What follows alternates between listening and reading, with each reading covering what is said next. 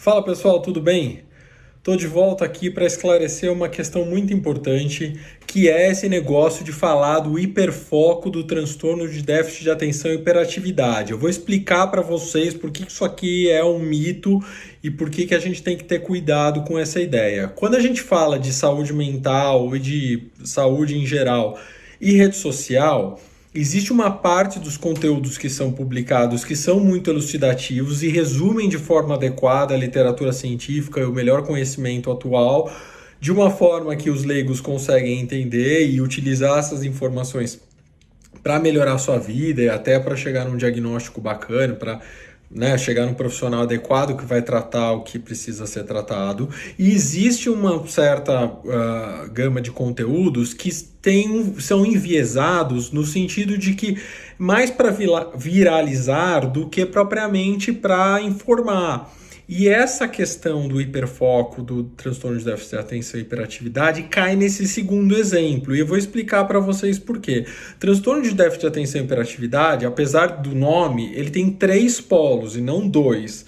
Tem o déficit de atenção, tem a hiperatividade e tem a impulsividade. Quando a gente fala de meninos e meninas, é mais comum que os meninos sejam mais hiperativos e mais impulsivos, né? E a desatenção é bastante comum em ambos os sexos, né? Quando os meninos chegam na adolescência e idade adulta, é comum que essa impulsividade e hiperatividade diminua, não necessariamente desaparece, e você tem a maioria dos adultos mais desatento e não propriamente tão impulsivo ou tão imperativo, apesar de que a impulsividade ela está presente em qualquer idade do transtorno.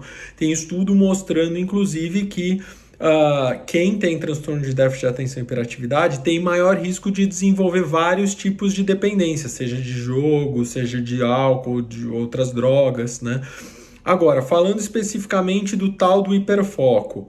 Hiperfoco é um termo que foi emprestado de um outro diagnóstico que é o de autismo. E o autista, de fato, tem hiperfoco. Ele se concentra numa coisa e fica obsessivamente preso naquele tema, sabe tudo daquele tema, vira um expert naquele tema mais do que qualquer outra pessoa neurotípica que teria predileção pelo mesmo assunto. Não é o que acontece no transtorno de déficit de atenção e hiperatividade. No transtorno de déficit de atenção e hiperatividade, a gente tem uma desregulação do processamento da atenção, que em todos os vídeos e conteúdos que vocês vão ver na internet, vocês vão ver que tem a ver com atividade dopaminérgica no lobo frontal e pré-frontal. É um bom resumo do que acontece. É óbvio que o que acontece é muito mais complexo que isso, mas é um bom resumo do que acontece para explicar para quem é leigo. Tudo bem, tá válido.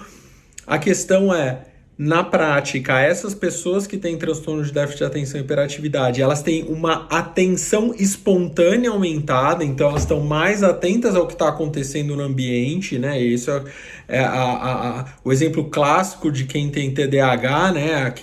Aquele jovem ou aquela criança que está na escola tentando prestar atenção na professora, mas de repente o passarinho canta lá fora e ela já se distraiu e perdeu um pedaço da explicação. Quer dizer, a atenção espontânea está aumentada e a atenção deliberada está diminuída, né? Então, a atenção que eu quero direcionar está diminuída e por isso que essa pessoa tem dificuldade de estudar um tempo mais longo ou ver uma aula por um tempo mais longo, porque eu preciso ficar sustentando a atenção que eu quero focar e não para onde as coisas estão me chamando. Eu tenho que focar por um tempo maior.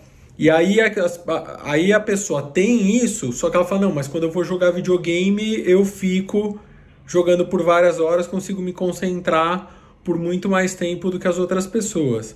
Tem 2 tipos de viés nessa conclusão. Primeiro, são atividades que são estimulantes ou que me dão muito prazer.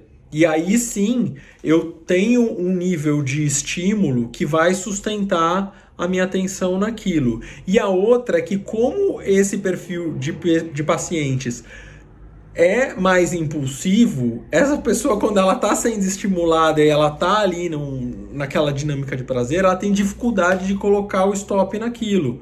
E não é só com aquilo, como disse, com jogo, com álcool, com outras coisas que tem potencial viciante também. Isso não é hiperfoco, tá bom? Isso é impulsividade. Então, tem aparecido muito no consultório pessoas falando, não, mas eu tenho hiperfoco, isso deve querer dizer que eu tenho déficit de atenção e hiperatividade. Não tem a ver com isso.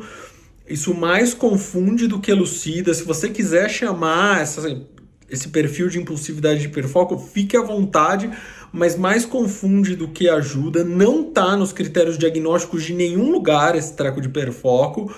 E, na minha opinião, um profissional que atende, trata isso, psiquiatra, psicoterapeuta cognitivo-comportamental, esse treco mais atrapalha do que ajuda. Tá bom, pessoal? Espero ter elucidado essa questão para vocês. E, por favor, deixem nos comentários as perguntas de vocês, que é muito importante para mim, tá bom? Beijo para todo mundo. Até a próxima.